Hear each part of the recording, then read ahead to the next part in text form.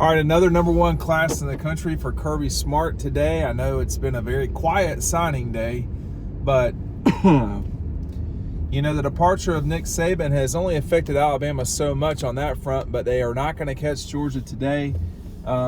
We don't know how everything's going to kind of shake out with Bama, but for Georgia, another number one class. It's you know, it's very hard to win the national championship without extremely good recruiting classes, and almost always you're going to need to sign the number one class in the country.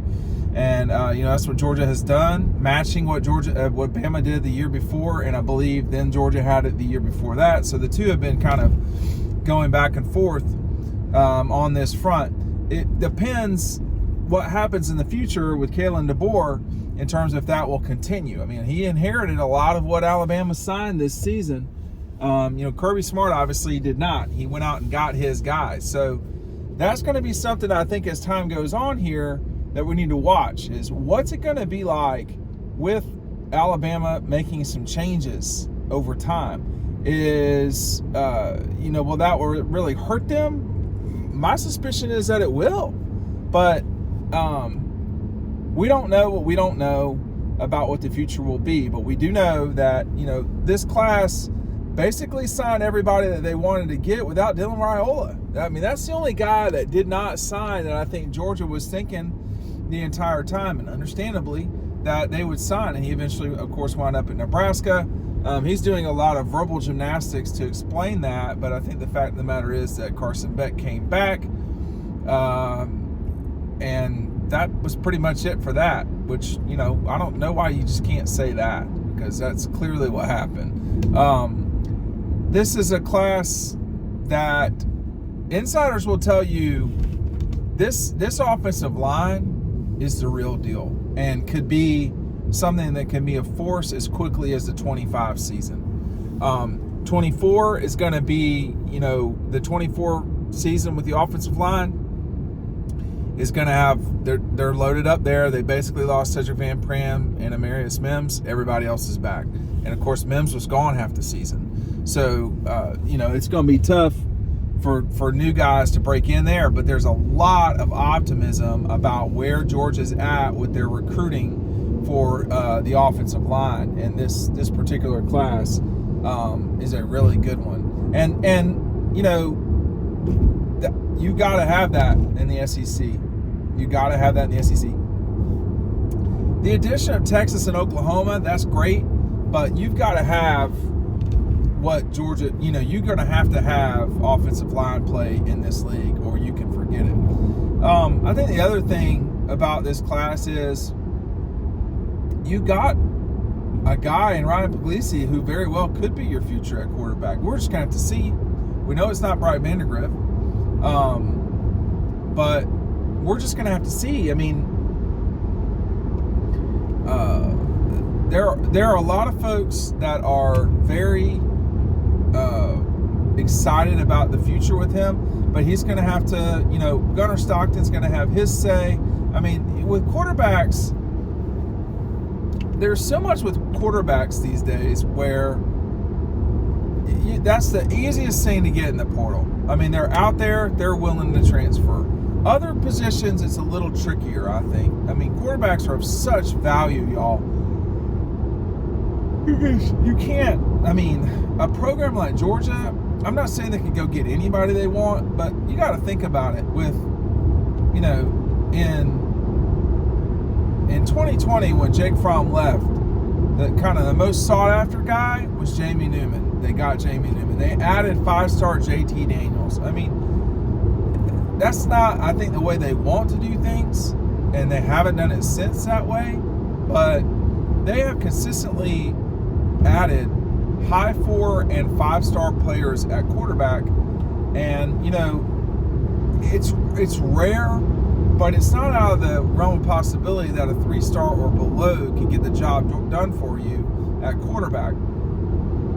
The most that we don't know, I mean, what I'm trying to say is, you know, I went to, I think it was 5 or 6 Buford games, and the question was never, could Dylan Raiola throw a football? That's not the question. The question is, can he play quarterback? that is not necessarily the same thing as throwing a football. Just in case you were wondering, those two things are not the same. One is very different than the other. And, guys today, you're going to have to, you're going to have to play quarterback. Everybody out there can throw, or you wouldn't be getting looked at. So you're going to have to throw. You're going to have to compete. I think that's the challenge that's going to be out there for anybody. I think that is. I don't say this with. I think that was a real issue for Dylan Raiola. Are you ready to come in and compete for a job? That means you're going to have bad days. That means that you can't over-celebrate good days. You have to go do the job.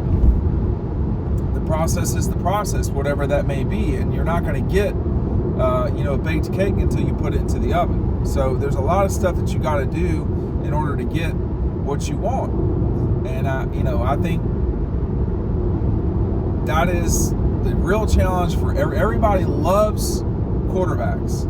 Everybody loves quarterbacks. And we've already seen at Alabama, they lost their top quarterback for this class, leaving them a little bit rudderless, to be honest with you, about the future. So, Georgia and Bama both suffering the same fate on that front, but Georgia adding Mike Puglisi, who they had the whole time. But again, I think the highlight of this thing is the offensive line. I think you're adding some serious playmakers at running back, but I think this class will be judged, and more in recruiting, it's harder to judge classes because so many guys are leaving or don't work out, but then you get portal guys. It's tricky. But this class will probably be remembered more for its offensive line and Puglisi than anything else. I think the running backs could be really good. And, it's not out of the realm of possibility that you could have a number 1 overall draft pick that's on this, in this class in Robinson from IMG. I mean, he can come in and play immediately in 24. He would give you the capability to come in and play immediately. Will he start? I don't know. Will he come in and play immediately? He could.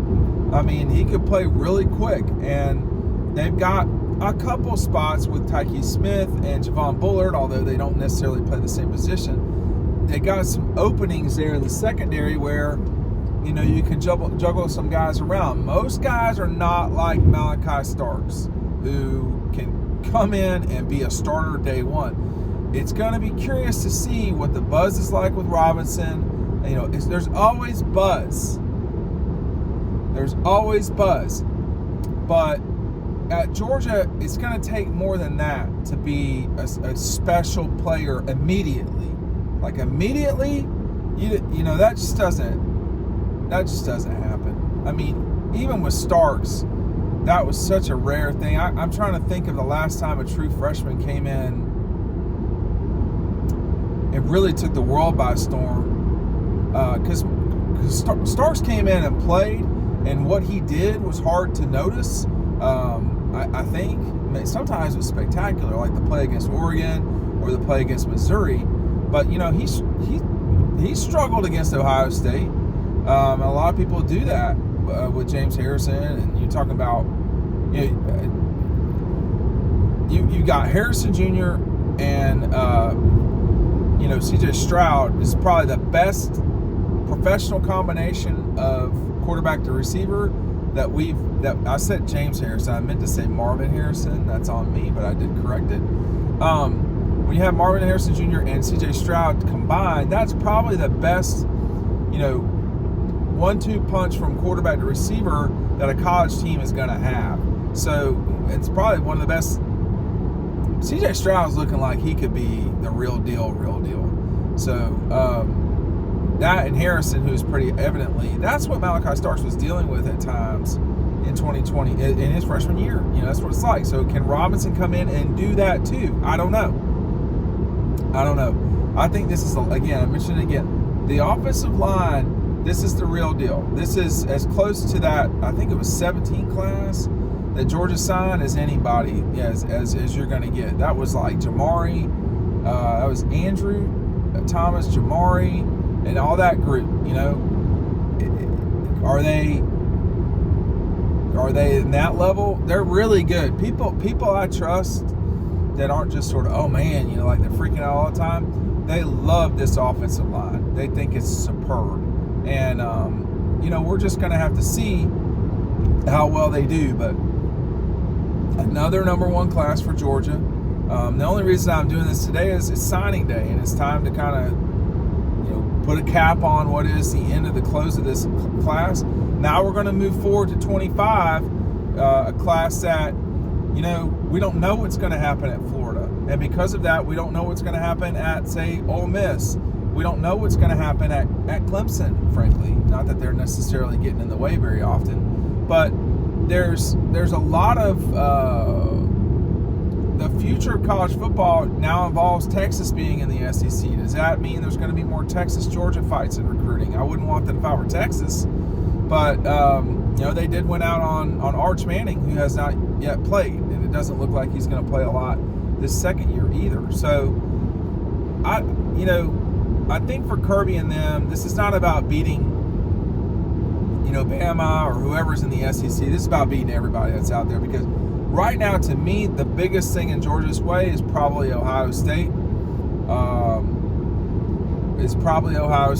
we'll just have to see how this thing progresses. But another number one class for the Dogs. Tell me what you think down below. Thanks for watching.